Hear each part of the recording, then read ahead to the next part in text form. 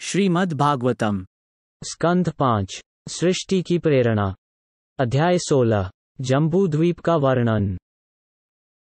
राजा परीक्षित ने शुकदेव गोस्वामी से पूछा, हे ब्राह्मण, आपने मुझे पहले ही बताया है कि भूमंडल का विस्तार इतना है जितना सूर्य का प्रकाश और गर्मी फैलती है और जहां तक चंद्रमा और तारे दिखाई देते हैं। हे भगवन, महाराज प्रियव्रत के रथ के घूमते हुए पहियों के कारण 7 खाइयां बनी, जिससे 7 समुद्रों की उत्पत्ति हुई। इन 7 समुद्रों के कारण ही पृथ्वी 7 द्वीपों में बंटी हुई है। आपने इन द्वीपों के माप, नाम और विशेषताओं का सामान्य वर्णन किया है। मैं इन द्वीपों के बारे में विस्तार से जानना चाहता हूं। कृपया मेरी इच्छा पूरी करें। जब मन प्रकृति के गुणों से निर्मित पूर्ण पुरुषोत्तम भगवान के बाह्य रूप, विश्व रूप पर केंद्रित हो जाता है, तो उसे शुद्ध सत्व की स्थिति प्राप्त होती है। उस अवस्था में कोई भगवान वासुदेव, जो अपने सूक्ष्म रूप में स्वयं प्रकाशित और गुणातीत हैं, को समझ सकता है। हे प्रभो, कृपया विस्तार से वर्णन करें कि यह रूप, जो पूरे ब्रह्मांड में व्याप्त है, किस प्रकार देखा जाता है। ऋषिश्रेष्ठ शुकदेव गोस्वामी बोले, हे राजन, भगवान की माया की सीमा नहीं है। ये भौतिक जगत 3 गुणों सत्व, रज और तम का रूपांतरण है। फिर भी ब्रह्मा जितनी लंबी आयु पाकर भी इसकी पूरी व्याख्या करना संभव नहीं है।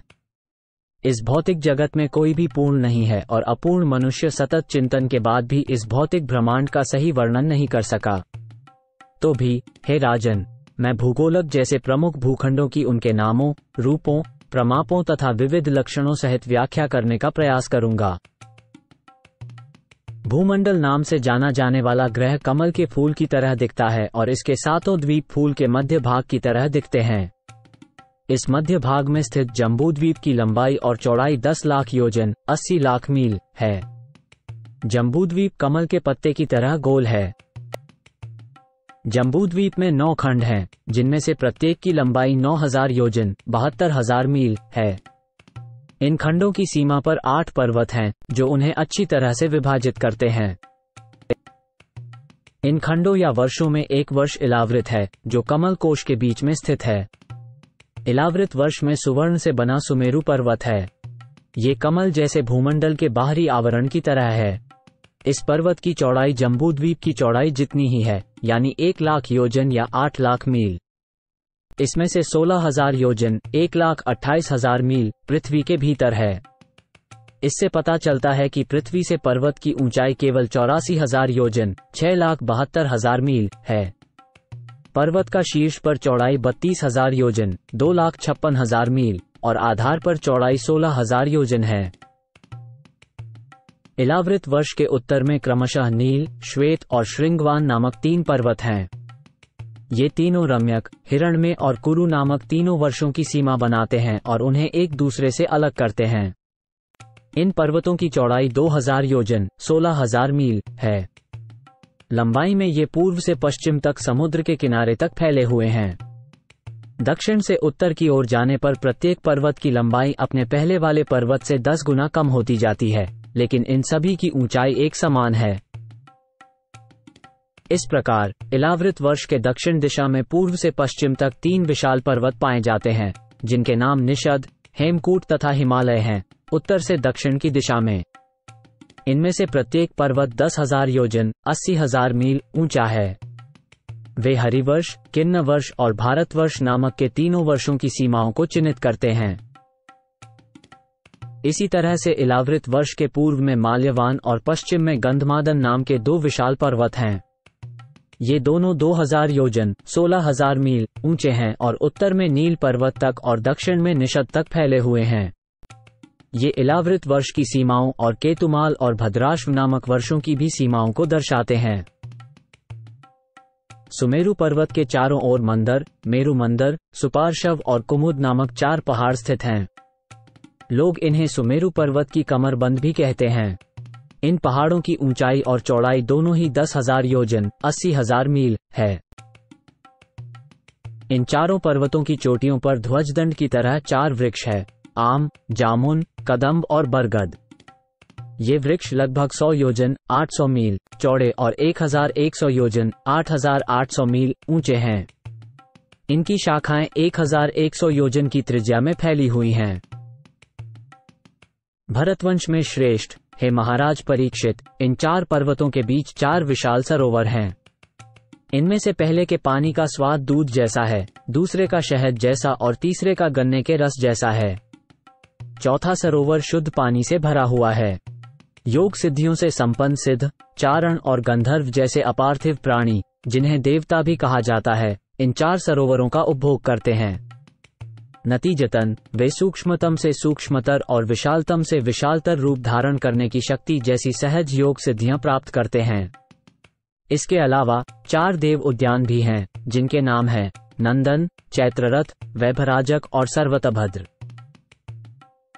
इन उद्यानों में सर्वश्रेष्ठ देवता अपनी अपनी रूपवती पत्नियों के साथ, जो स्वर्गिक सौंदर्य के आभूषणों के समान हैं, मिलकर आनंद लेते हैं, जबकि गंधर्व नामक निम्न देवता उनके यश का गान करते हैं।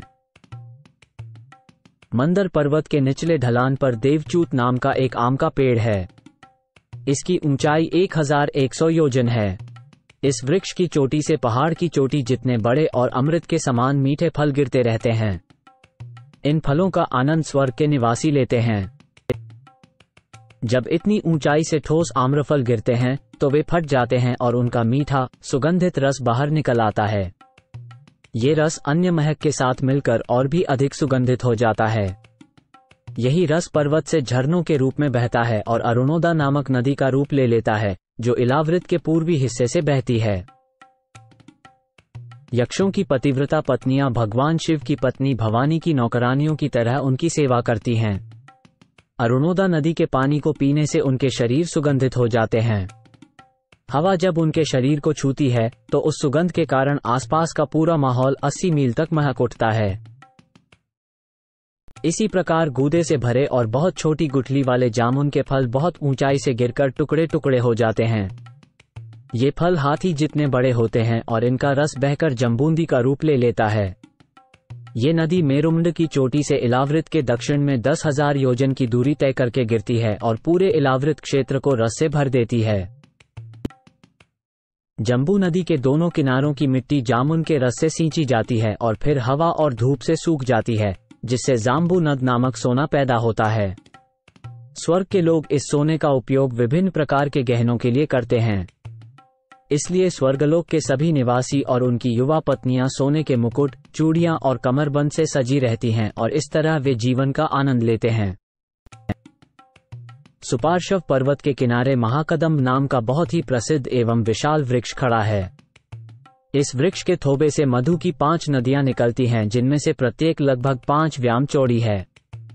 ये प्रवाहमान मधु सुपार्श्व पर्वत की चोटी से निरंतर नीचे गिरता रहता है और इलावरी वर्ष की पश्चिमी दिशा से प्रारंभ होकर उसके चारों ओर बहता रहता है। इस प्रकार सारा क्षेत्र सुहावनी गंध से भर जाता है। जो लोग इस मधु का सेवन करते हैं, उनके मुंह से निकली वायु चारों ओर 100 योजन तक के क्षेत्र को सुवासित कर देती है। इसी तरह कुमुद पर्वत पर एक विशाल वट वृक्ष है, जिसे शतवल्च कहा जाता है क्योंकि इसकी 100 मुख्य शाखाएं हैं। इन शाखाओं से अनेक जड़ें निकली हुई हैं, जिनसे अनेक नदियां बहती हैं। ये नदियां इलावृत वर्ष के उत्तरी भाग में स्थित पर्वत की चोटी से नीचे बहकर वहां के निवासियों को लाभ पहुंचाती हैं। इन नदियों के कारण लोगों के पास दूध, दही, शहद, घी, राब, अन्न, वस्त्र, बिस्तर, आसन और आभूषण हैं। उनकी समृद्धि के लिए उन्हें जो भी पदार्थ चाहिए वे सब उपलब्ध हैं, जिससे वे सभी अति सुखी हैं। इस भौतिक संसार के निवासी जो इन बहती नदियों से मिलने वाले पदार्थों को सेवन करते हैं, उनके शरीर पर झुर्रियां नहीं पड़ती हैं और न ही उनके बाल सफेद होते हैं। उन्हें कभी थकान महसूस नहीं होती है और उनके पसीने में कोई दुर्गंध नहीं होती है। बुढ़ापा, रोग और असमय मौत उन्हें नहीं सताती है। कड़ाके की सर्दी या चिलचिलाती गर्मी का सामना उन्हें नहीं करना पड़ता है और उनके शरीर की कांति कभी कम नहीं होती है। वे सभी मृत्यु तक चिंताओं से मुक्त और खुशी खुशी रहते हैं। मेरु पर्वत की तराई में अन्य पर्वत भी हैं जो इस तरह से सुंदर ढंग से विस्तारित हैं जैसे कमल के फूल की कर्णिका के चारों ओर केसर के रेशे हों। इन पर्वतों के नाम इस प्रकार हैं: कुरंग, कुर, कुसुम्भ, वैकंक, त्रिकूट, शिशिर, पतंग, रुचक, निषद, श्रीनिवास, कपिल, शंख, वैदूर्य, जारुधि, हंस, ऋषभ, नाग, कालंज और नारद। सुमेरु पर्वत के पूर्व में जठ और देवकूट नाम के 2 पर्वत हैं, जो उत्तर और दक्षिण दिशा में 18,000 योजन 1,44,000 मील तक फैले हुए हैं। इसी तरह सुमेरु पर्वत के पश्चिम में पवन और पारियात्र नाम के 2 पर्वत हैं, जो उत्तर और दक्षिण दिशा में उतनी ही दूरी तक फैले हुए हैं। सुमेरु पर्वत के दक्षिण में कैलाश और करवीर नाम के 2 पर्वत हैं, जो पूर्व और पश्चिम दिशा में 18,000 योजन तक फैले हुए हैं। सुमेरु पर्वत के उत्तर में त्रिशृंग और मकर नाम के 2 पर्वत हैं, जो पूर्व और पश्चिम दिशा में उतनी ही दूरी तक फैले हुए हैं।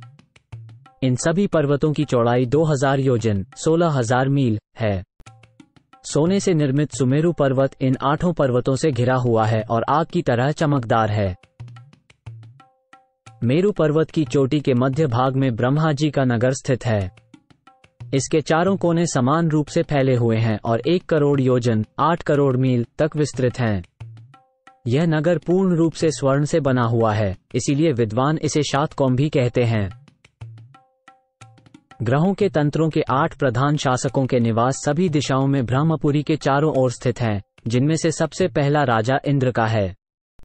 ये निवास ब्रह्मपुरी के समान ही हैं, लेकिन आकार में 1/4 हैं।